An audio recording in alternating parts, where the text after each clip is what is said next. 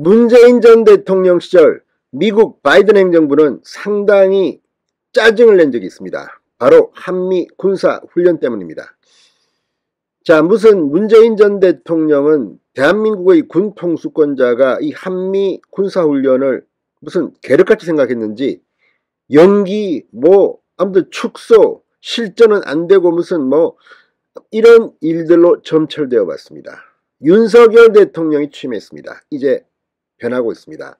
자, 지금 윤석열 대통령은 오늘도 어제도 발표된 여론조사에서 지지율이 기대만큼 못 미치고 있습니다. 자, 국민의힘도 이제 이준석 징계와 관련해서 체제를 정비했습니다. 이제부터는 이슈를 선점해야 합니다. 지금 윤석열 대통령의 지지율이 기대 이하인 이유가 뭐겠습니까?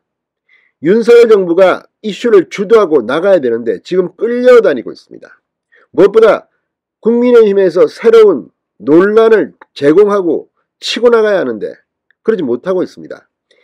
방어만 하는 형국이라는 비판도 있습니다. 자, 이런 가운데 윤석열 정부가 문재인 전 정권과 차별할 수 있는 게 뭐가 있겠습니까?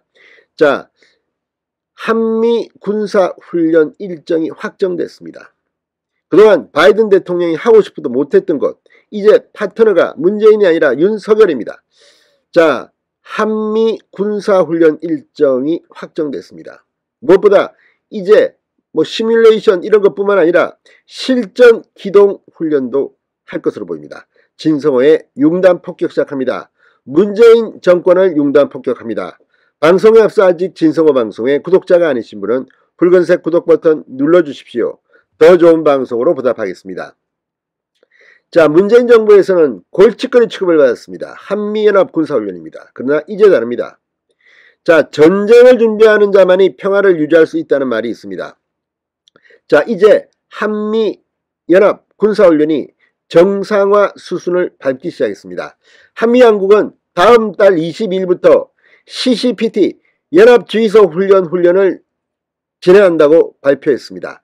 고도화하는 북한의 핵 미사일 위험을 감안해 시뮬레이션 훈련과 함께 실제 병력과 장비가 이동하는 기동훈련을 병행하는 방안을 검토 중입니다.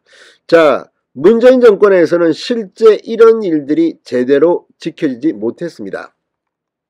자, 연합훈련 정상화는 윤석열 정부가 강조한 대북 원칙론의 연장선입니다. 주적이 북한인데 왜 군사훈련을 눈치를 봅니까? 자, 북한 눈치 보기 비판을 받았던 문재인 정부의 대북 정책에 이제 철퇴를 놓은 겁니다. 지난 5월 한미 정상회담 후속 조치입니다. 당시 윤석열 대통령과 바이든 미국 대통령은 이 문제에 대해서 분명한 입장을 밝힌 바 있습니다. 자, 한미 정상은 당시 공동성명에서 북한의 진화하는 위협을 명시하고 한반도와 그 주변에서 연합훈련 범위 규모를 확대하기 위한 협의를 개시하기로 합의했다고 밝혔습니다. 지금 윤석열 정부는 나토 정상회의에 대통령이 직접 참석했습니다. 이유가 뭐겠습니까? 자, 이런 것들은 파트너국으로서 갔지만 이 인도태평양 지역에서 이제 분명하게 대한민국의 입장을 밝히겠다는 겁니다.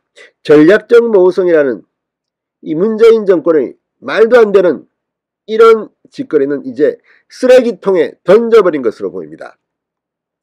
자, 중앙일보의 한 외교 소식통은 미국의 조 바이든 행정부는 연합훈련이 한미 연합 방위력의 핵심이라는 입장을 고수했지만 문재인 정부는 이를 계륵처럼 생각하며 간극이 커졌다. 윤석열 정부는 연합훈련 정상화에 대한 분명한 의지를 바탕으로 미국 측과 협의해왔고 그간 중단했던 여당급 이상 야외 실기동훈련도 점차 확대해 나갈 것이라고 말했습니다. 사실 박근혜 정부 때만 해도 많은 것들이 준비했습니다. 참수작전도 그중 하나입니다. 그리고 상당히 많은 미국의 전략자산들이 동원되는 이런 훈련까지도 다 가정되어 있습니다. 문재인 정권에 들어서 이유가 뭐겠습니까? 결국 주한미군 철수 이런 이야기 나오지 않겠습니까? 이제 상황은 바뀌었습니다. 윤석열 대통령이 나토 정상회의에서 연설을 하면서도 밝혔지만 윤 대통령은 연대를 이야기합니다. 자유민주주의 진영과의 연대야말로 북한으로부터 대한민국을 지킬 수 있는 유일한 방법이라는 겁니다. 자, 연합훈련은 2018년 6월 싱가포르의 북미 정상회담을 계기로 줄곧 축소 연기의 악화 일로를 겪었습니다.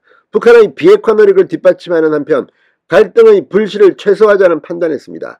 문제는 2019년 2월 북미 정상회담이 결렬되며 북한의 비핵화 노력 뒷받침이라는 명분이 희석됐습니다. 북한은 계속 미사일 도발도 하고 있습니다. 그런데도 불구하고 문재인 정권은 뭘 했습니까? 연합훈련 정상화에 나서지 않고 논란과 공방을 자초했다는 비판을 들어봤습니다. 굴종적 대북 정책입니다. 김정은 눈치나 보면서 자, 이 문재인 정권의 이것도 적폐입니다. 던져버립니다. 자, 이제 문재인 정권에서 했던 것들, 특히 2021년 9월 문재인 대통령이 유엔 총회 연설을 통해 종전선언 카드를 꺼내기 직전에 정부 인사들이 대놓고 연합훈련 연기론을 제기하게 됐습니다. 지금도 상황이 민주당은 다르지 않습니다. 자, 통일부 고위당국자조차 문재인 정권 때는 연합훈련 연기를 주장했을 정도입니다.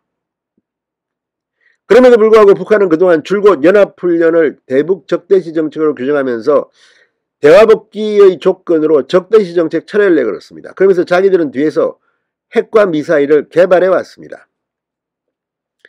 자, 이 연합훈련이 종료되는 9월 7차 핵실험을 가로막고 있는 환경적 요소인 장마가 끝나는 시점이기도 합니다.